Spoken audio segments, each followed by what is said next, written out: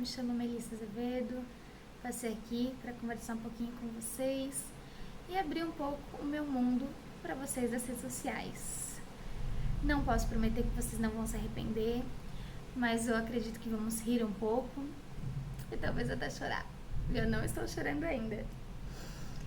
Sou filha da psicóloga Silvana Azevedo, filha do Léo, irmã da Antonella, enteada da Lígia, neta do seu Azevedo, dos móveis, para alguns, seu Arvoredo, o bebê da minha vovó Isabel, a prima favorita do Benjamin e do Nicolas, e por eles eu ainda sou uma criança.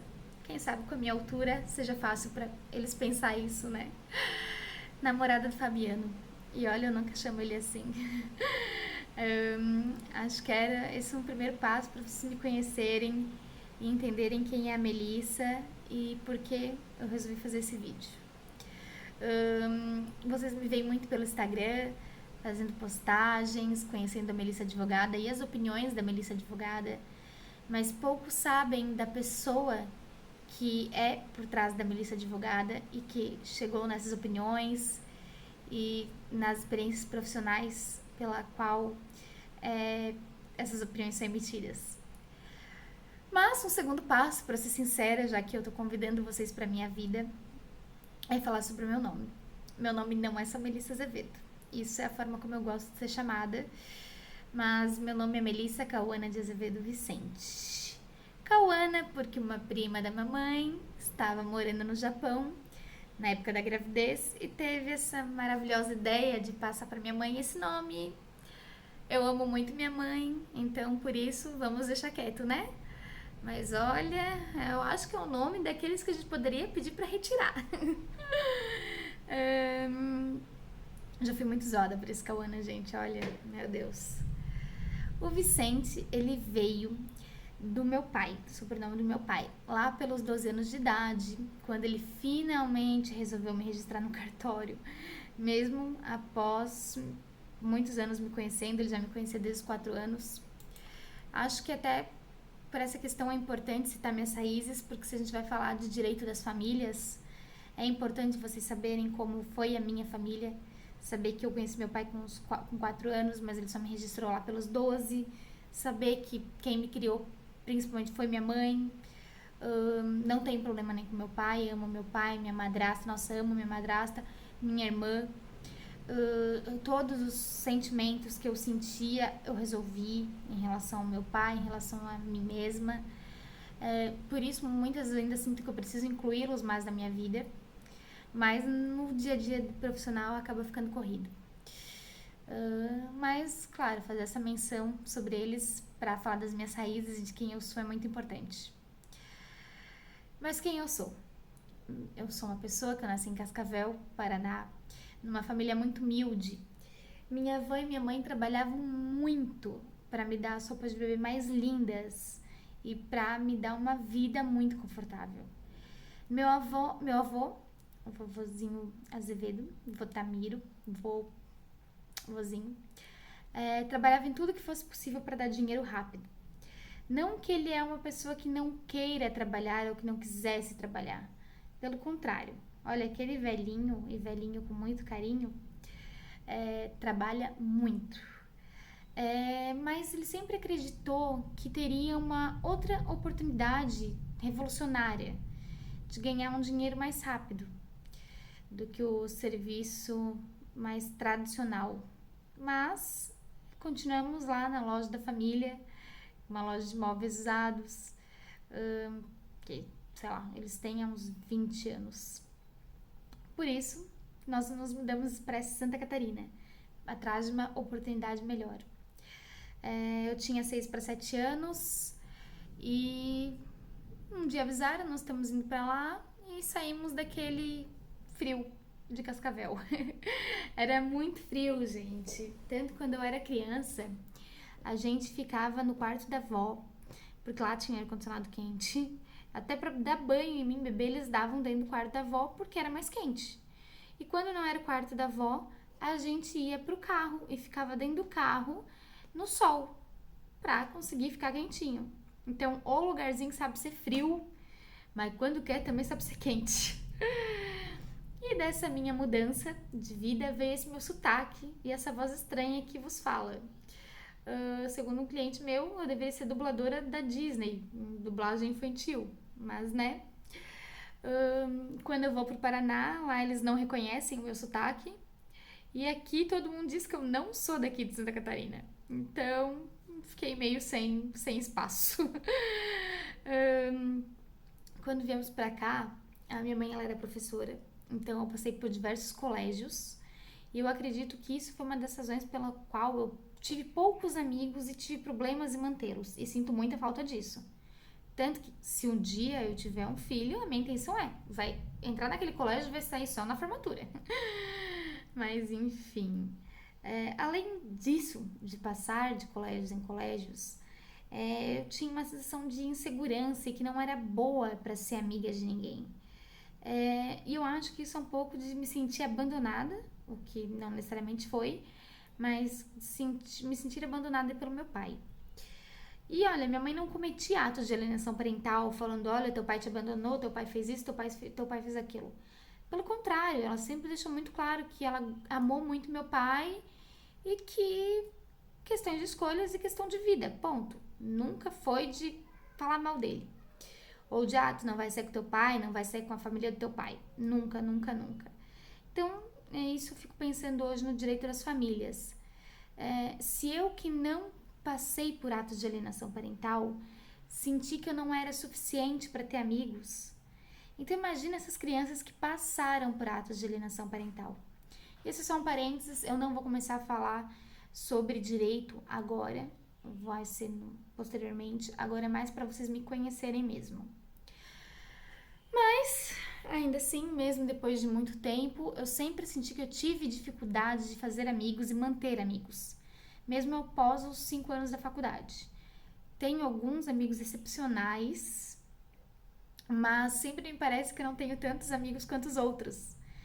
Claro que, racionalmente pensando, eu acho que às vezes isso pode ser uma ilusão das redes sociais.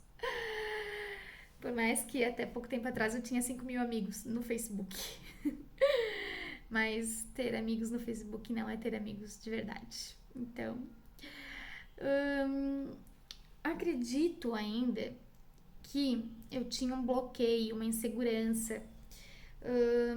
E até por causa desses bloqueios e de insegurança, era difícil para mim movimentar as minhas redes sociais. Gerenciar o Instagram, fazer vídeo, tudo isso. Mas eu faço. Quem me conhece, quem tá aqui a partir do meu Instagram sabe disso. Eu faço. Mas voltando com a minha história de quando a gente chegou aqui em Santa Catarina, essa pessoa, uma família do interior, com esse sotaque maravilhoso, filha da professora, insegura, foi estudada num colégio religioso, que era vinculado à religião da minha família. E não vou falar o nome, por mais que alguns saibam. Até tomei conhecimento da minha primeira... Ali, né, eu tomei conhecimento da minha primeira grande injustiça da vida. Minha mãe passou na faculdade de psicologia e uma coordenadora, ou coisa assim, não passou. E ela chamou minha mãe na sala dela e humilhou minha mãe de toda a forma que ela pôde. Nesse momento eu já queria ser advogada, não pensando em ajudar as pessoas, não pensando no que era a profissão do advogado. Eu tinha a ex-mulher do meu tio que ela era advogado, o pai dela era advogado e eles eram riquíssimos. Eu queria ser eles. Eu queria ser advogada para usar roupa bonita e para ser rica. Nesse momento, vendo minha mãe passar por tudo aquilo, eu entendi que eu queria ser advogada não só por isso, não só pelo dinheiro, não só pelas roupas bonitas, mas para evitar injustiças, para dar carinho, dar conforto para as pessoas. E acho até que nesse sentido me direcionou muito para o direito das famílias. Anos mais tarde, meus avós, já estabelecidos com uma loja grande de móveis usados ali no Cobrasol, se depararam com alguns policiais grossos, antiéticos, fechando a loja. Porque supostamente minha família, meus avós, tinham receptado uma televisão. Eu tava lá, presenciei, a loja é o ganha-pão dos meus avós, eu ficava lá direto. E cerca de 3 ou 4 dias até que a polícia constatou que não era um caso de receptação, porque a televisão não tinha sido furtada. Então a loja passou 3 a 4 dias fechada por um caso de receptação que não houve. O ganha-pão dos meus avós. A loja reabriu. Mas até hoje, quando me ligam da loja, por alguma razão, eu fico com aquela apreensão de, meu Deus, será que alguém foi preso? Será que fecharam a loja novamente? E por aí vai. Por um segundo, eu lembro daquela menina que viu tantas injustiças, e essas são só 2 que eu tô mencionando, mas já vi muitas injustiças. Inclusive quando eu era estagiária, enfim, não só na minha família, mas já viu tantas injustiças e por isso resolveu ser advogada. A diferença é que hoje eu não sou aquela menina. Hoje eu sou uma mulher. Uma mulher que guarda todo o medo dentro de si e vai lá e luta. E às vezes, literalmente. Quem acompanha no Instagram sabe que acompanhei uma rescisão de um cliente que o funcionário dele tentou agredir meu cliente. Chegou a desferir socos no meu cliente. E eu fui pra cima. Porque meu cliente não sabia se defender. Meu cliente, com todo o perdão da expressão, ele era um banana. E se ele ouvir isso, ele vai rir e vai concordar. Mas ele não sabia se defender. Eu, pelo menos, fazia Muay Thai. Eu fui e segurei. Claro, é muito diferente uma mulher para ir segurar um homem, mas eu fui e segurei. Ele me jogava no chão, eu voltava e pegava. E meu cliente sai, deixa que ele me bate. E... Nossa, foi uma noite extremamente estressante, assim. Mas às vezes é isso, às vezes a gente luta, e às vezes a luta é pesada mesmo na advocacia. Não é profissão para covardes. Mas o direito me escolheu, o direito autônomo, e foi uma consequência de um desejo de liberdade, uma liberdade para ajudar quem precisava de ajuda, uma consequência de um sangue empreendedor herdado da minha família. Não tenho nenhuma referência familiar próxima de trabalho salariado, exceto meu pai, mas eu não tive tanto contato com ele. Então eu fui criada numa família de empreendedores. E acho que, sendo assim, não tinha outra forma sem ser empreender. E hoje se fala muito em empreender e todo mundo se diz empreendedor, mas empreender mesmo, olha, é difícil. Ser empreendedor de verdade e não ser mero empresário, ou enfim, é outro patamar. E eu tive esse sangue empreendedor. Eu me meto nas maiores loucuras, mas sempre com risco calculado e sabendo o meu posicionamento, né? Então, por isso, acabei indo pro direito das famílias. De início não era nem de perto que eu queria, mas era o que dava dinheiro no escritório. E eu mesma queria trabalhar com direito empresarial, portuário, marítimo, eleitoral e administrativo. Mas era família e trabalhista, família e trabalhista. E olha, eu relutei, mas o sangue empreendedor que me fazia querer ter o meu escritório, e não só um escritório, mas ser referência, me fazia aceitar essas demandas, porque no início eu precisava.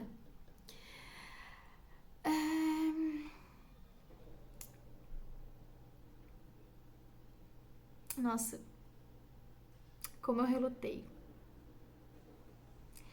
Porque, gente, o direito de família é dolorido. O direito de família, o direito das famílias é dolorido. O que a gente passa, a gente acaba lembrando das nossas dores. E às vezes parece que aquela demanda nunca haverá solução. Eu acho que isso é um sentimento de todos os advogados que atuam na área de direito das famílias.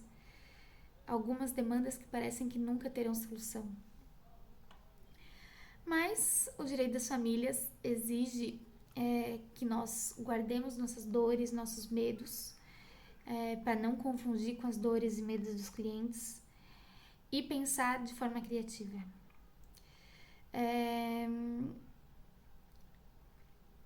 Essa forma criativa no direito das famílias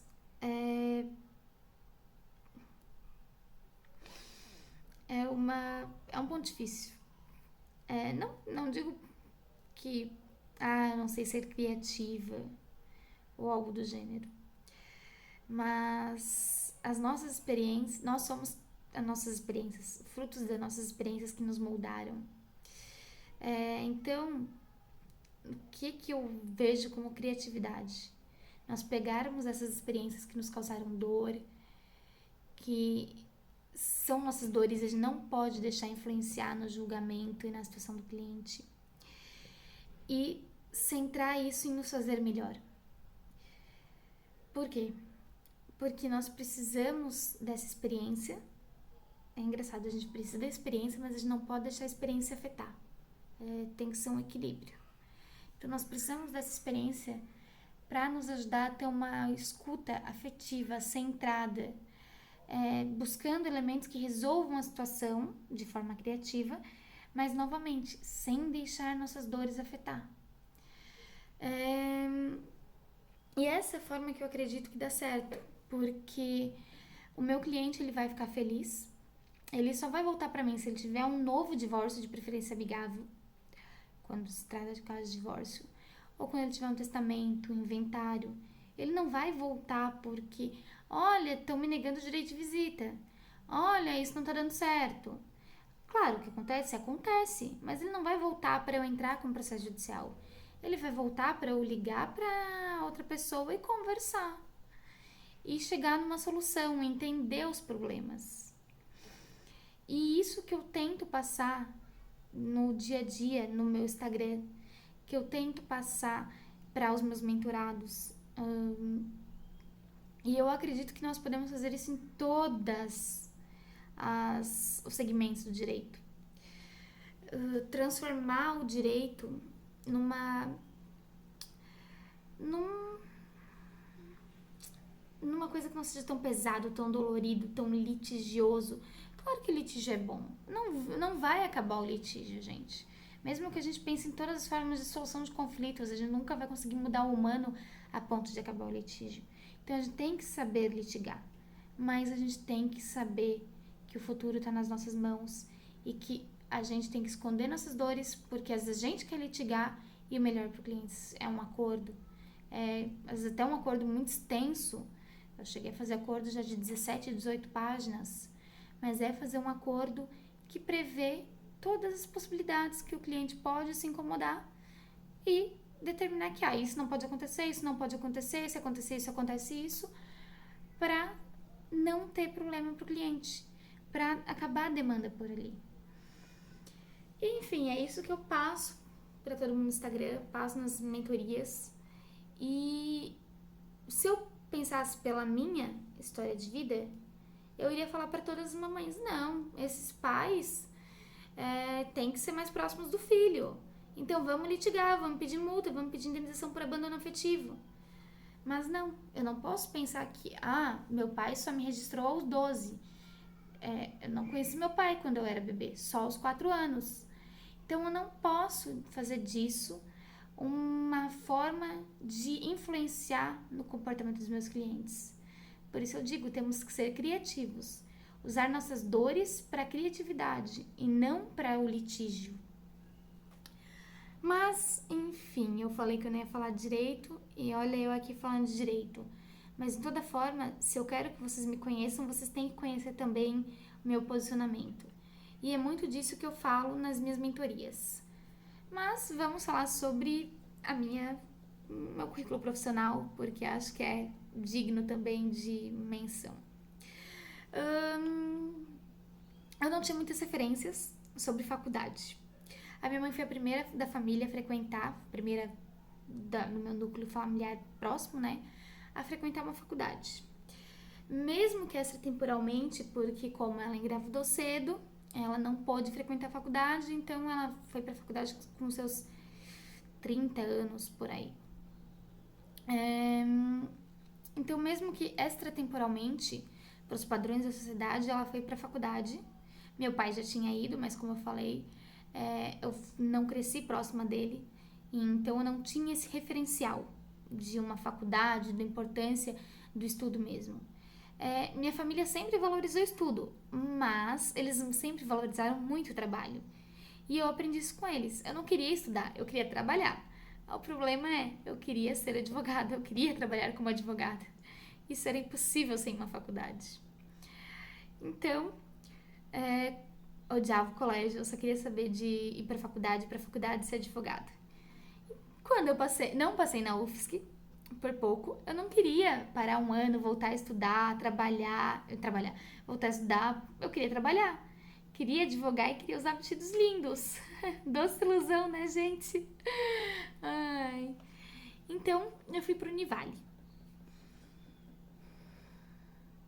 Principalmente pelo fato do meu pai desaprovar.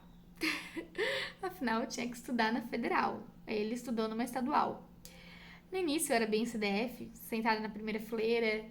E lá pela terceira fase, uma amiga morreu, as festas começaram a surgir, uma paixão arrebatadora por uma pessoa da faculdade. Consegui sair da igreja da minha família, que só me lembrava daquele colégio que me fez muito mal. E furei a orelha, porque não tinha orelha furada. Ó, agora tem até 2. Queria colocar um aqui ainda. Mas daí eu não posso treinar jiu-jitsu. Depois de um tempo, voltei ao normal, muito estudo, vontade de ser a melhor possível. Me apaixonei pelo direito administrativo. Me diverti muito estudando para a OAB. Tanto que assim, olha, eu sempre recomendo. Façam OAB. Tem gente que diz, vou fazer outros concursos ou vou estudar para concurso. Faz OAB também, é uma delícia. E claro, o emocional tem que estar preparado, né? Porque eu não vou dizer que é uma delícia e ignorar que tantas pessoas não passam. Mas tem quem não passe porque não estudou o suficiente, tem quem não passe porque não tá com o cérebro, desculpa, com o psicológico preparado. Então, o psicológico tem que estar preparado. Não pode ver a OAB como um empecilho, tem que ver a OAB como uma diversão, sim. Como se desafiar em certo nível. E foi isso que eu fiz. Eu me desafiei e passei para a OAB. De primeira, antes de me formar. E depois escolhi o TCC, que foi louco. Sobre as inelegibilidades da lei da ficha limpa em confronto com o Pacto de São José da Costa Rica. Era um tema de mestrado, se não me engano, ou de doutorado de um dos professores da faculdade, que no início tinha sido bem pesado as aulas dele pra gente, assim. E mesmo assim, quero esse tema e vou fazer esse tema, porque eu queria um tema que fosse voltado para o direito eleitoral, mas como as linhas de pesquisa tinha sido pré-determinada pela faculdade, tinha que ser algo voltado para constitucional. Então foi o tema que eu consegui escolher, que eu amei e que foi, olha, de muito estudo mesmo. Suei apresentando TCC, mas amei cada segundo. Teve um professor na minha banca que ele foi maravilhoso, o professor Roberto Volk. Ele ia fazendo as perguntas e ele mesmo respondia a maioria delas e não dava tempo de eu responder. Ele ficou uma hora falando, não me deixava falar. E ele tão empolgado falando, eu olhava aquilo, nossa, fiquei muito feliz apresentando TCC. E ao final, ele falando pra minha mãe como eu evoluí na faculdade. Gente, que orgulho!